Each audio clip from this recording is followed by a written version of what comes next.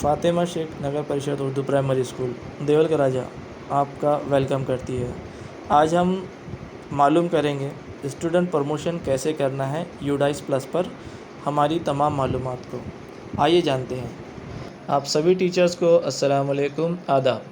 हम आज student promotion ये एक्टिविटी देखने जा रहे हैं यूडाइस प्लस पे हमें किस तरीके से इसका काम करना है। यूडाइस प्लस पर हम लोग जैसे लॉगिन करते हैं नॉर्मल, वैसे हमें गूगल फॉर्म पे जाकर उसको लॉगिन करना है। गूगल पर जाकर हमें महाराष्ट्र सेलेक्ट करना है, गो करना है। जैसे ही हम ये काम करते हैं हमारे सामने हमारा लॉगिन आईडी और पासवर्ड पूछा जाता है।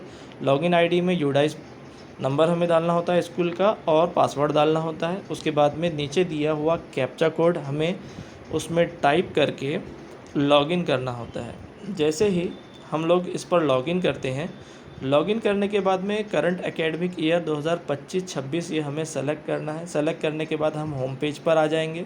ये टैब को क्लोज़ करना है। ऊपर एरो दिखाई दे रहा है, उस पर क्लिक करना है। वहाँ पर क्लिक करने के बाद स्टूडेंट मूवमेंट एंड प्रोग्रेशन का आपको टैब दिखाई देगा, उस पर एक बार क्लिक करो। वापस एरो पे जाओ, फिर से क्लिक करो, नीचे टैब ओपन हो जाएंगे। प्रोग्रेशन एक्टिविटी पे आप जो है क्लिक करेंगे। नीचे आपको 3 नंबर का प्रोग्रेशन समरी और सेक्शन वाइज, इस पर आपको जो है क्लिक करना है। यहाँ पर आपको आपकी क्लासेस दिखाई देगी, आपकी स्कूल की जो भी आपकी क्लास है यहाँ पर आपको सेलेक्ट करना है।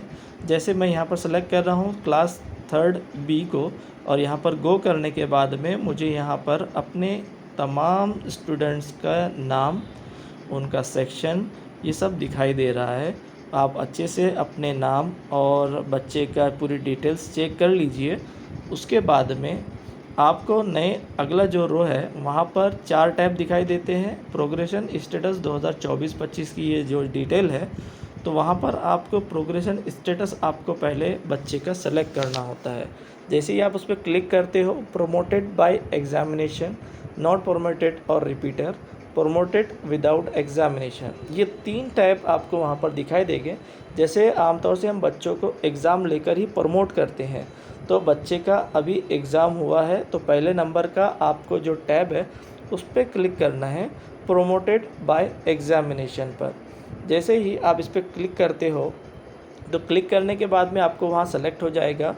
फिर उसके नीचे एक लाइन दी गई है, उस लाइन पर आपको मार्क्स इन परसेंटेज, यानी कि जो टोटल मार्क है बच्चों के पिछले साल के, तो उसमें आपको टोटल मार्क्स डालना है, लेकिन वो परसेंटेज के हिसाब से होने चाहिए। लेकिन क्योंकि टोटल मार्क नहीं डालना है, सिर्फ बच्चे का परसेंटेज डालना है।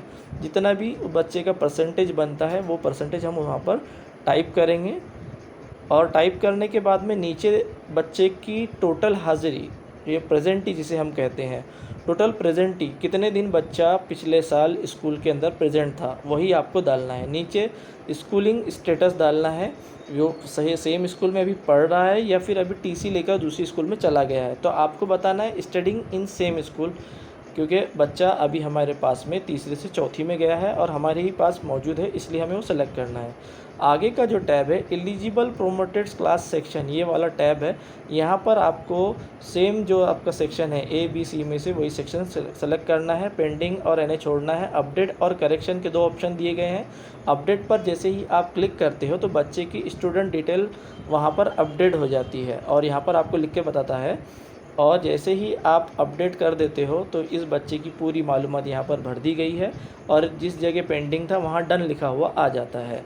उसके बाद में इसी तरीके से तमाम ही बच्चों की आपको मालूमात इसके अंदर फ़िलअप करना है।